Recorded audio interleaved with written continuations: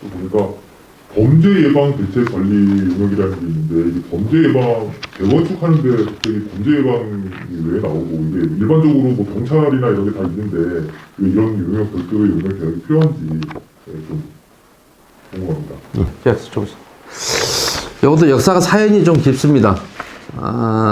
사람들은 표면적으로는 범죄 예방 이러면 2010년도에 부산 덕포동에서 김길태 사건, 소위 여중생 살해 사건이 일어났고 그때 그 지역이 덕포동이라는 재개발 구역이었습니다. 그래서 가로등이 많이 꺼져 있고 그래서 그 여중생이 쉽게 범죄에 노출될 수 있었다라고. 근데 범죄 초기에는 기자들이 그때 난리를 쳤죠. 무슨 김길태도 길거리에서 태어났다.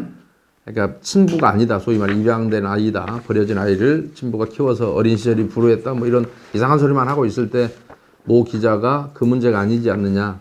앞으로도 재개발구역 같은 데서 이런 일이 발생하지 말라는 법이 없으니 관련 법을 개정해서라도 그쪽에 범죄를 좀 미리 예방할 필요가 있다.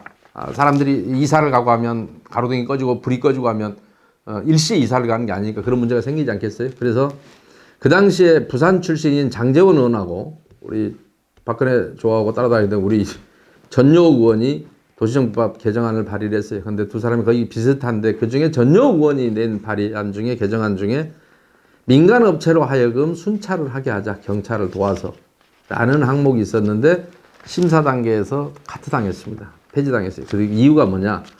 국방과 치안은 국가의 고유 사무이고 그래서 민간업체가 그거를 하기는 곤란하다. 그리고 경찰관 직무집행법 2조에 범죄 예방은 경찰관의 업무로 한정이 돼 있다.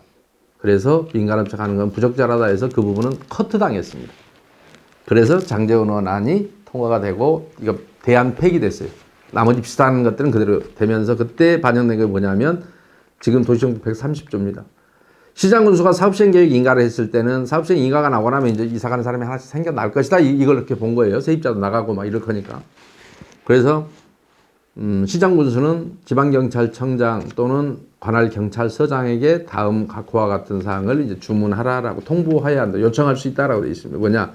첫째, 순찰 강화. 두 번째, 범죄 예방의 초소의 설치 및 관리. 그 다음에 기타 범죄 예방을 위하여 필요한 활동에서 그것을 경찰이 요청하라는 거예요. 왜요? 대한민국은 경찰이 지키는 거지. 치안사무는 경찰의 업무지. 사설경찰이 있는 것도 아니고. 그랬는데 어느 때부터인가 이건 법에 있으니까 해야 됩니다. 아니, 법에는 경찰한테 요청하라고 돼 있죠. 그런데 다만 사업시행 계획서에 그 당시 법, 지금은 52조고 그 당시 법 28조 2를 만들어서 28조 2가 아니라 그 28조 2는 지금 130조가 됐고 아까 제가 설명드린 조문이고 30조를 개정해서 사업시행 계획서에다가 CCTV하고 가로등 설치 계획을 집어넣어라. 그는 사업시행자가 하는 거죠. 혹시 CCTV 현재도 많습니다. 근데 사각지대가 있으면 좀 보강해라 이 뜻입니다. 지금도 가로등이 충분히 있습니다. 그러나 사각지대가 있으면 거기에 가로등을 좀 보완해서 환하게 혹시 사각지대가 생기지 않도록 해라 이런 얘기입니다. 사업시행 계획 쓸 때 여러분 재건축 단지는 별로 할 게 없을 거예요. 사각지대 거의 없을 겁니다. 거기만 해도 단지 내에 사각지대는 그렇게 안 나올 거예요. 그러나 단독주택 같은 지역이나 이런 데는 간혹 사각지대가 있을 수는 있어요. 아파트 단지는 뭐 거의 없을 겁니다. 그런데 그게 조합이 하는 일이고 순찰은 아까 누가 한다고요? 경찰한테 요청하게 돼 있고 경찰이 하게 돼 있었어요. 그런데 어느 순간 법에 있으니까 해야 됩니다 하고 이상한 경비업체 여러분이 알고 있는 깍두기 업체 총회 때 많이 봤던 업체들이 그 짓을 하기 시작합니다. 법에 있으니까 아니 전효 의원 법률안 초안에 있었지 무슨 법에서는 없어졌다니까. 그 규정이 아예 반영이 안 됐다니까. 그런데 법률에 있으니까 해야 됩니다라고 하면서 자기들이 순찰을 해주겠다는 겁니다. 근데 순찰을 할 수가 없습니다. 왜 못하냐? 경비업법이라고 합니다. 여러분은 경호원이라는데 경비원이 정답입니다. 정확한 법률 명칭은 경호원은 대통령공용실에 근무하는 사람을 경호원이라고 합니다. 그런데 경비업법상 신변보호를 요청할 수 있습니다. 여러분 연예인이 데리고 다니는 게 신변보호입니다. 그 다음에 현금 호송, 은행에 할 수 있고 그 다음에 특수경비, 원자력 발전소를 지킨다든가 이런 것들을 할 수 있고 그건 경찰과 같이 합니다. 그 다음에 그 시설경비라고 해서 여러분 총회장에 오는 게 되게 시설경비 같은 겁니다. 그러면 시설경비를 하려면 잠실동 몇 호라든지 아니 몇 동이라든지 이렇게 배치가 돼야 됩니다. 그렇죠? 그 배치 장소에는 경비원 명단을 이렇게 걸어놓게 돼 있어요. 그리고 경비원. 그래서 그 명단과 일치하는지를 보려고 명찰을 차고 하는 거예요. 여러분 총회 때 보면 그래도 꼴에 명찰 차고 나타나잖아요. 그죠? 회사 이름하고 명찰을. 그리고 총회 장소에 누구누구가 배치됐는지를 하게 돼 있어요. 그런데 순찰은 못해요. 왜 못하냐? 시설 경비로 들어왔는데 순찰을 하려면 돌아다녀야 되잖아요. 1동 들렸다, 2동 들렸다, 3동 들렸다. 근데 그렇게는 못하게 돼 있어요. 왜냐하면 배치 장소를 이탈하지 못합니다. 이탈하면 3년 이하의 징역, 3천만 원 이하의 벌금에 처하게 돼 있어요. 그러니까 경비업체는 그렇다고 신변보호를 만약에 들어오면 따라다닐 수 있죠. 그 사람 내가 보호 대상자가 움직일 때만 따라다닐 수 있죠. 근데 여러분 조합원 4,000명인데 그러면 하루만 신변보호 요청해도 4,000명이 필요한데 그러니까 결국은 경비업체가 범죄 예방을 목적으로 순찰 활동을 할 수 있다 없다?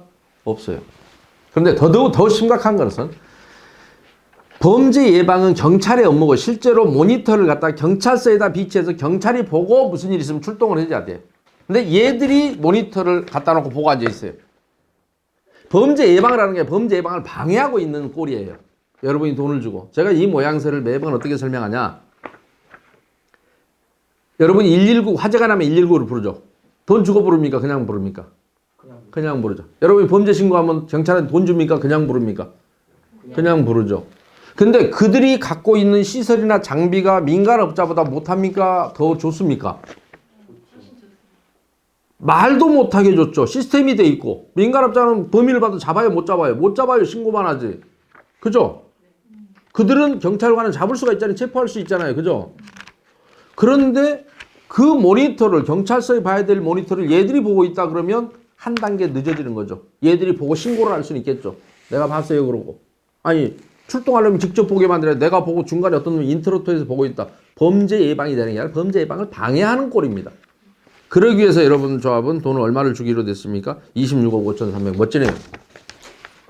이게 범죄 예방의 실체입니다. 그런데 더 이게 원조가 있습니다.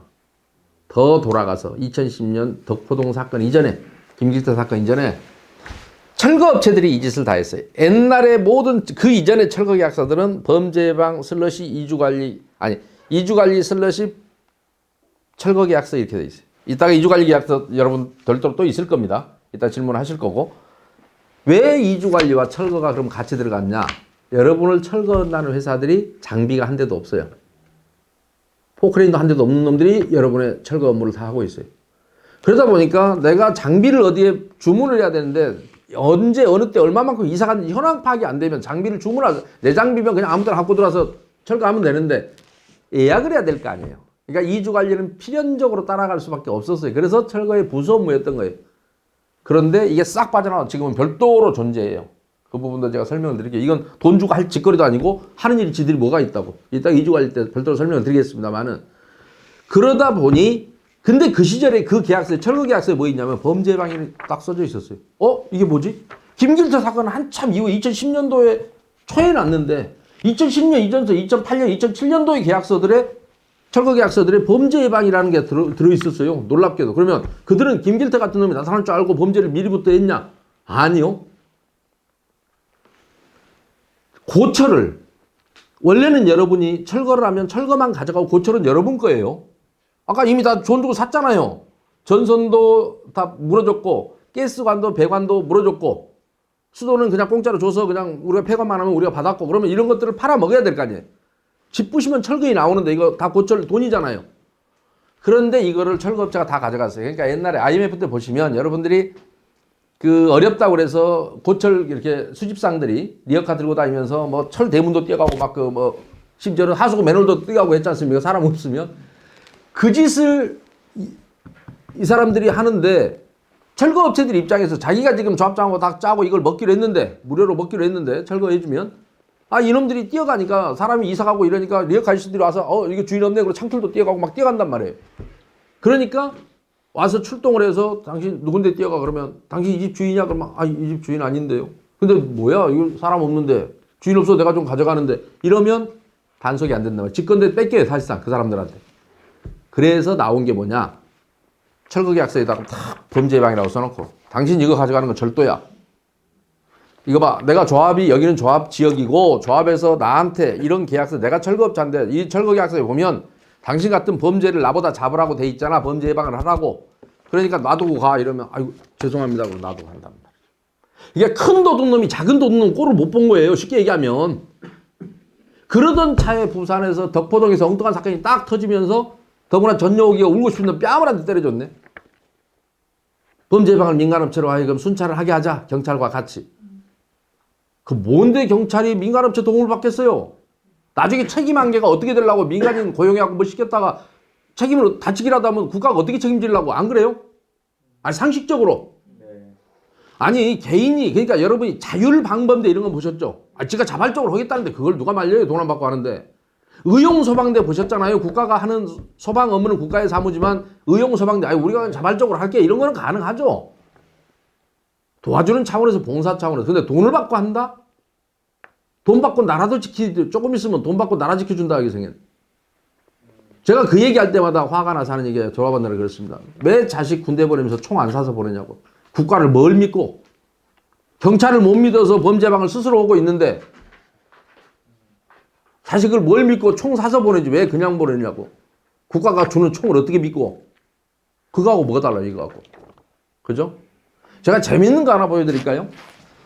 이게 광명 2구역에서 범죄 예방으로 18억을 가져갔습니다. 그래서 제가 소송을 하면서 소송을 도와주면서 이것 때문에 아까 경비원 배치 신고를 안 해요. 배치 신고하면 딱 나오잖아요. 몇몇 개 했는데 이렇게 많은 돈을 가져갔다고. 이제 안 해요. 그리고 하려면 순찰한다는 소리를 잘 못하니까. 그런데 여기는 18억을 가져갔어요. 조합원이 2,300여 명 정도 됩니다. 그러면 세입자까지 포함하면 5,000세대가 넘어요. 그러면 2인 가족만 해도 10,000명이 살고 있는 거죠. 그 구역에. 그렇죠? 재개발 지역이니까 광명이 알고요. 범죄방 18억 가지고 여러분보다 좀 가져왔어요. 지키기가 여러분이 더 좋아. 거기는 단독주택이에요. 그냥. 지키기 어려워요. 근데 그 10,000명도 넘는 그 인원을 돈 18억 받고 누가 지켰느냐? 여기 보세요. 배치 신고를 10개월 동안 해놨어요. 경비원 배치 신고서 돼 있죠? 많이 늙은 아줌마 둘이 지켰습니다. 슈퍼우먼들이 있어요. 68년생, 64년생 두 아주머니가 거기를 18억 받고 지켰어요. 10개월 동안. 18억이야. 그런데 이 소송을 하고 있는 도중에 또 2개월 연장해야 된대요. 그래서 한 명을 또, 아니, 한 명이 아니라 또 들어가야 된다며. 그래서 또 1억을 또 빼갔어요. 대의원에서. 그래서 보니까 연장한 건 없고 끝나갈 무렵에 한 아주머니, 이번에는 나만큼이나 늙어버린 62년생 아주머니가 끼어듭니다. 할머니네, 이미. 62년생이 한 명이 더 들어와요. 3개월 동안 배치 신고를 합니다. 같이. 이번에 그러니까 3개월은, 끄트머리 3개월은 3명이 했어요. 3명이. 어찌됐든 그 여자들은 슈퍼우먼입니다. 10,000명도 넘는 사람을 3명이 지켰어요. 남자들은 게임을 하는. 게임. 이 3명의 여자가 그걸 지켰는데 나이도 많이 들었는데 그 중에 하나는 나만큼 늙었어요. 그런데 이게 19억을 가져가고 부가세 포함 20억 9천이죠. 이게 범죄 예방의 실체예요. 그런데 마지막에 끼어든 한 명이 누구냐? 조합의 상근 이사입니다. 너무 재밌죠? 여러분은 잠실에 사시니까 돈벌이 잘 하시겠죠? 돈벌이가 좀 시원찮으면 이런 사업을 하셔야 돼요. 얼마나 많이 남아요? 경비원을 채용하는 데는 여러분 아시잖아요. 아파트 경비원, 그런 경비원입니다. 경비원은 일반 경비원이 되려면 회비가 13만 원이 필요하고 13시간 동안 교육을 받으면 경비원이 누구나 될 수 있습니다. 학력, 경력 제한은 없습니다. 그래서 이분들도 그런 경비원 교육을 받고 경비원 교육해 주는 데가 되게 많습니다. 전국에.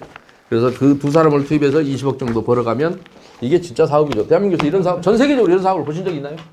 금을 캐는 것도 원가 대비하면 다이아몬드를 캐는 것도 이거하고는 게임이 안 됩니다. 이상.